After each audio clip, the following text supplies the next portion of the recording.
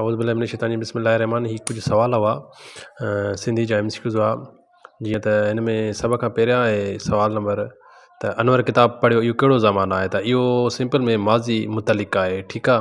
अहिड़ी तरह सवाल नंबर ॿियों आहे अहमद किताब पढ़ियो हो त इहो कहिड़ो ज़मानो आहे इहो आहे माज़ी बईद। अहिड़ी तरह सवाल नंबर टियों आहे जानूअ ख़त लिखे पियो त इहो कहिड़ो ज़मानो आहे इहो आहे हाल इस्तिमरारी। अहिड़ी तरह सवाल नंबर चोथों आहे अली ख़त लिखंदो हूंदो त इहो कहिड़ो ज़मानो आहे इहो आहे हाल मुतशकी।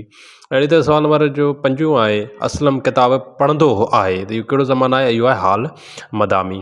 अहिड़ी तरह सवाल नंबर छहों आहे इनायत मानी खाईंदो त इहो कहिड़ो ज़मानो आहे ज़मानो मुस्तक़बिल मुतलिक़। अहिड़ी तरह सवाल नंबर सतों नंबर आहे त इनायत ख़त पियो लिखंदो त इहो कहिड़ो ज़मानो आहे इहो आहे मुस्तक़बिल इस्तिमरारी। अहिड़ी तरह सवाल नंबर अठों आहे अहमद किताब पढ़ंदो हो त इहो कहिड़ो आहे इहो माज़ी मदामी। अहिड़ी तरह सवाल नंबर 9 आहे अहमद किताब पढ़ियो आहे इहो कहिड़ो ज़मानो आहे इहो आहे माज़ी क़रीब। अहिड़ी तरह सवाल नंबर 10 आहे असलम पढ़े पे या पढ़ियो थिए त इहो कहिड़ो ज़मानो आहे इहो आहे माज़ी इस्तिमरारी।